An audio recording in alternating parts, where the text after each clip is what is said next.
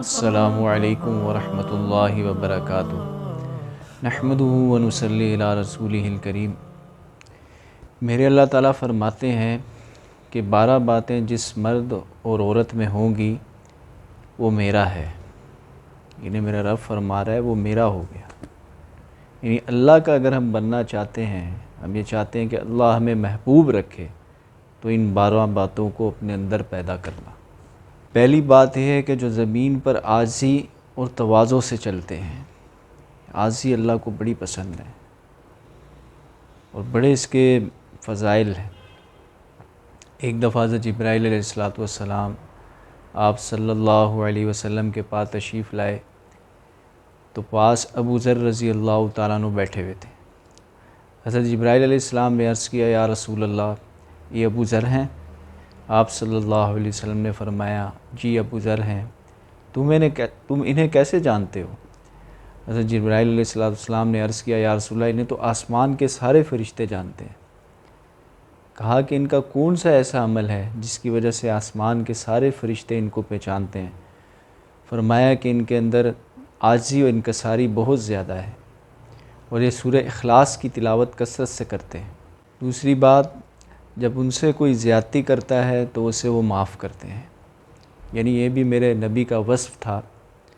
میرے پیارے نبی صلی اللہ علیہ وسلم کے اوپر لوگوں نے بہت زیادتیاں کی، بہت واقعات ہیں۔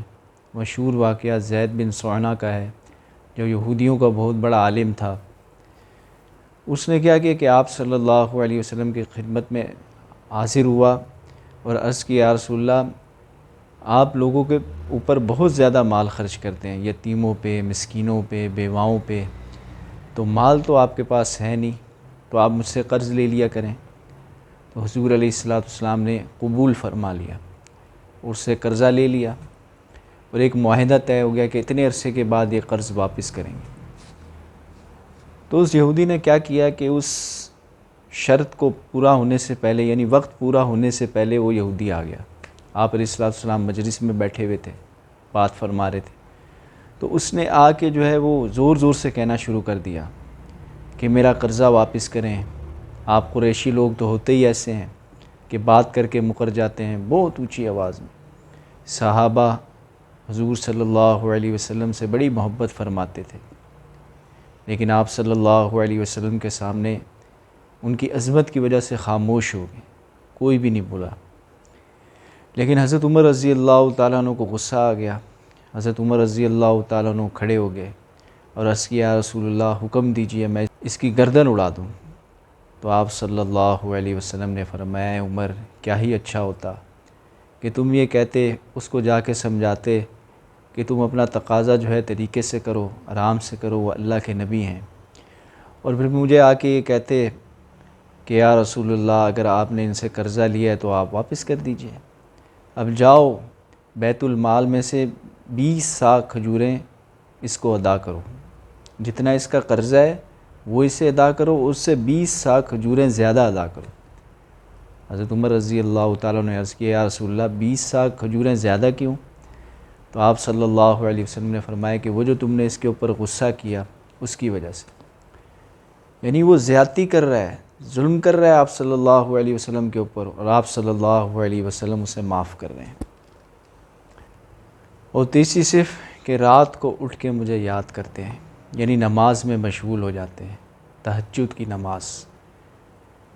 یعنی تہجد کی نماز انبیاء علیہم السلام پر تو فرض تھی، لیکن ہماری امت کے لیے ہمارے پیارے نبی صلی اللہ علیہ وسلم نے شفقت کا معاملہ فرمایا کہ ہم پر فرض نہیں ہوئی بلکہ بہت افضل عبادت ہے۔ سارے سوئے ہوئے ہوتے ہیں، سکون ہوتا ہے، کوئی دیکھ رہا نہیں ہوتا، صرف رب ہوتا ہے اور بندہ ہوتا ہے۔ تو اللہ کے سامنے تنہا کھڑے ہو کے تنہائی کے اندر اللہ کو یاد کرنا، یہ اللہ کو بڑا محبوب عمل ہے۔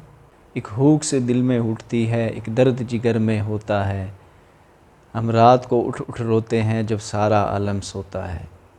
تو رات کے وقت تنہائی میں کھڑے ہو کے جب کوئی بھی نہ دیکھ رہا ہو، اپنے رب کو یاد کرنا اور دعائیں مانگنا، تنہائی کے اندر اپنے رب سے مانگنا، دعائیں بڑی اہمیت کی حامل ہیں۔ دعاؤں کے ذریعے سے اللہ جل شانہ کی محبت حاصل کرنا، اللہ پاک کو ہمارا مانگنا بڑا پسند ہے۔ جب بندہ بندے سے مانگتا ہے تو بندہ جو ہے وہ منہ بناتا ہے، اس کو مشکل ہوتی ہے، لیکن جب بندہ اللہ سے مانگتا ہے تو اللہ جل شانہ خوش ہوتا ہے کہ میرے بندہ، کہ اس کو یہ یقین ہے کہ یہ چیز میں اسے عطا کروں گا۔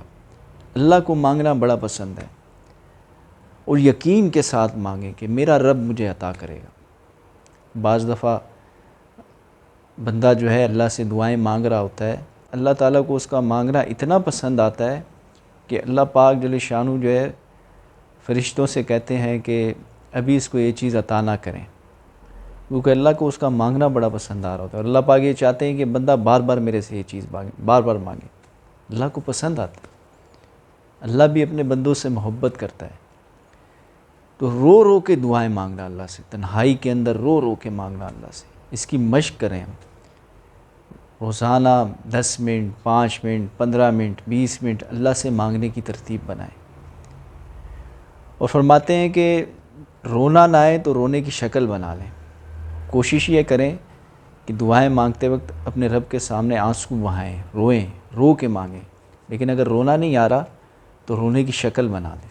اور چوتھا وہ ہے جو جہنم کی آگ سے ڈرتا ہے، جہنم کے عذاب سے ڈرتا ہے، اور اللہ تعالیٰ سے دعا کرتا ہے یا اللہ مجھے جہنم کے عذاب سے بچا لے، بے شک جہنم کا عذاب بہت سخت ہے۔ ایک روایت کے اندر آتا ہے کہ جہنم میں جب کسی کو آگ کے اندر ڈالا جائے گا، اگر اس آگ سے نکال کے اس کے دنیا کی آگ میں ڈال دیا جائے تو وہ میٹھی نیند سو جائے۔ اتنی زبردست آگ ہے جہنم میں، اللہ پاک ہم سب کی حفاظت فرمائے۔ اور میرے خاص بندے وہ ہیں کہ جتنا ان کو ہم نے مال دیا ہے اتنا ہی خرچ کرتے ہیں، اس سے زیادہ خرچ نہیں کرتے۔ بات یہ ہے بعض لوگ شادی بیاہ کے موقع کے اوپر قرضہ لے کے اور پتہ نہیں کس کس طرح مشکل میں آ کے بڑے بڑے ہال کرنے ہیں اور اتنے کھانے لگانے ہیں، تو اپنے حیثیت سے زیادہ خرچ کرتے ہیں، قرضے میں ڈوب جاتے ہیں۔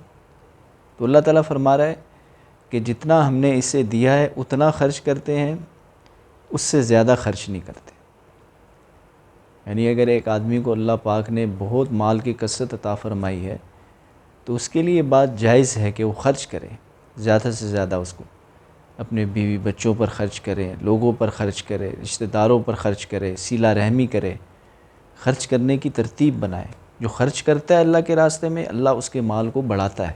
اور چھٹی بات، جو توحید کا جام پیتا ہے، یعنی اللہ کے سوا کسی کی عبادت نہیں کرتا، صرف اس کے دل کے اندر اللہ سے ہونے کا یقین ہوتا ہے، اللہ کی محبت ہوتی ہے کہ ساری کائنات کو پالنے والا ایک اکیلا اللہ ہے، ساری کائنات کو چلانے والا ایک اکیلا اللہ ہے، ساری کائنات کو بنانے والا ایک اکیلا اللہ ہے۔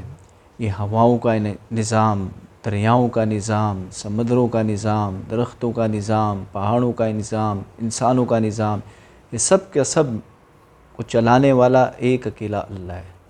ان سب کو میرا اللہ چلا رہا ہے، اس کا یقین اس کے دل کے اندر ہو۔ اور ساتویں چیز، جو کسی کو ناجائز قتل نہیں کرتا۔ ہمارا معاشرہ، اللہ معاف کرے، اس میں بہت زیادہ ملوث ہے۔ مرنے والے کو نہیں پتہ کہ اسے کس وجہ سے مارا جا رہا ہے، اور مارنے والے کو بھی نہیں پتہ کہ میں اس کو کیوں مار رہا ہوں۔ اور اس کے علاوہ تو چھوٹی چھوٹی چیزوں پہ ہم بندے کو قتل کر دیتے ہیں۔ آج کل تو یہ چیز بہت عام ہو گئی۔ یہ ہے کہ کسی سے کفار سے جنگ ہو رہی ہے تو جنگ میں انسان قتل کر سکتا ہے، لیکن جو ہے بے جا کسی کو قتل کر دینا، اور میں کہ ایک مسلمان کو قتل کرنا ناجائز، ایسا ہے جیسے ساری انسانیت کو قتل کر دینا۔ اور آٹھواں وہ ہے جو زنا نہیں کرتے۔ جو لوگ زنا کرتے ہیں یہ بہت ہی ناپسند عمل ہے۔ اور زنا کس طرح ہوتا ہے؟ یہ بے حیائی سے ہوتا ہے۔ جب بے حیائی پھیلتی ہے، اس کی وجہ سے زنا عام ہوتا چلا جاتا ہے۔ اس لیے اس کے لیے اپنی نظروں کی ہم حفاظت کریں، مرد بھی اپنی نظروں کی حفاظت کریں، عورتیں بھی اپنی نظروں کی حفاظت کریں۔ موبائلوں پہ، کمپیوٹر پہ غلط نظر کے استعمال سے ہم اپنی حفاظت کریں۔ اور 9ویں صفت یہ ہے کہ جہاں گندی محفل چل رہی ہو، یعنی شراب و کباب چل رہا ہو، ناچ گانے کی محفل چل رہی ہو، وہاں سے اپنی عزت بچا کے نکل جاتے ہیں۔ یعنی کیا مطلب اس کا؟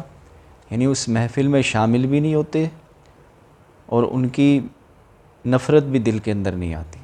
سمجھنے کی بات ہے کہ کسی کو حقیر نہ جاننا، یعنی اگر ایک بدکار شخص نظر آ رہا ہے، برا عمل کرتے ہوئے نظر آ رہا ہے، تو اس کی حقارت دل میں نہ آئے، بلکہ اس سے ہم محبت کریں، اللہ سے دل میں اس کے لیے دعا کریں کہ یا اللہ اس کو اس گناہ سے توبہ کرنے کی توفیق عطا فرما، کہیں یہ جو ہے جہنم میں جانے کا اس کا ذریعہ نہ بن جائے، اللہ تعالیٰ اس سے ناراض نہ ہو جائے، اس کی محبت ہو، اس کی حقارت نہ ہو دل کے اندر۔ اور 10ویں صفت یہ ہے کہ جب اللہ تعالیٰ کی بات ان کے سامنے آتی ہے تو اس کو سنتے ہیں، انکار نہیں فرماتے۔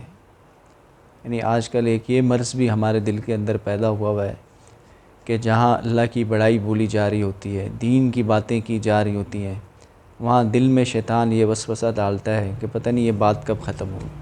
اتنی لمبی بات، 1 گھنٹہ ہو گیا، آدھا گھنٹہ ہو گیا اس کو دین کی بات کرتے ہوئے، یہ کب ختم کرے گا بات؟ جبکہ دنیا کی باتیں چل رہی ہوتی ہیں تو گھنٹوں گھنٹوں بیٹھے رہتے ہیں، بات ختم نہیں ہوتی، مزہ آ رہا ہوتا ہے، دنیا کی بات سننے میں مزہ آ رہا ہوتا ہے۔ تو اسی طرح جیسے دنیا کی بات سننے میں مزہ آ رہا ہوتا ہے، ایسے اللہ کی بات سننے میں ہمیں مزہ آنے لگ جائے، اتنی محبت اللہ کی دل کے اندر آ جائے کہ اللہ کی بات کو ہم گھنٹوں گھنٹوں سنیں، ہم جو ہے وہ اکتائے نہ ہمارا دل جو اکتاتا ہے نا، اس کی وجہ یہ ہے کہ دنیا کی محبت دل کے اندر آج ہمارے بھری ہوئی، دنیا کی محبت کی وجہ سے آج ہمارا دل اللہ کی بات کو سننے سے اکتا جاتا ہے۔ اسی لیے حدیث میں آتا ہے جس کا مفہوم ہے کہ جو شخص ایک گناہ کرتا ہے، ایک سیاہ نقطہ اس کے دل میں لگ جاتا ہے، اگر وہ توبہ کر لیتا ہے تو وہ نقطہ مٹا دیا جاتا ہے، اگر وہ دوبارہ گناہ کرتا ہے تو دوسرا نقطہ دل میں لگ جاتا ہے، اسی طرح شدہ دل بالکل سیاہ ہو جاتا ہے، پھر خیر کی بات بھی اس پہ اثر نہیں کرتی۔ تو اللہ جل شانہ جو ہے اپنی محبت ہمیں نصیب فرمائے، اللہ کی بات کو جو ہے زیادہ سے زیادہ سنیں اور محبت سے سنیں۔ اور 11ویں صفت ہے کہ اللہ کی بات کو محبت سے سننا، دھیان سے سننا اور اپنی زندگی کو بدلنے کی نیت کرنا۔ یہ نہ ہو کہ جہاں کہیں بیٹھ کے کوئی دین کی بات سنی اور کپڑے جھاڑے اٹھ کے چلے گئے، یہ نہ ہو کہ کہیں دین کی بات سنی، پتہ چلا 1 گھنٹہ بلکہ عمل کی نیت سے سننا، اپنی زندگی کو بدلنے کی نیت سے سننا۔ جو بات سنی ہے دل میں اللہ سے دعا کرنا، اے اللہ یہ میرے عمل میں بھی آ جائے، کیونکہ عمل تو اللہ ہی، عمل کی توفیق تو اللہ تعالیٰ ہی دے گا۔ تو یہ 11ویں صفت ہے۔ 12ویں صفت یہ ہے کہ جو اللہ تعالیٰ سے دعا کرتے ہیں کہ اے اللہ ہمیں نیک بیویاں عطا فرما اور ایسی اولادیں ہمیں عطا فرما جو ہماری آنکھوں کی ٹھنڈک بنے، اور ہمیں متقیوں کا سردار بنا۔ ایسے ہوتے ہیں اللہ والے۔ اللہ والوں کی حقیقت آج ہمارے سامنے نہیں ہے۔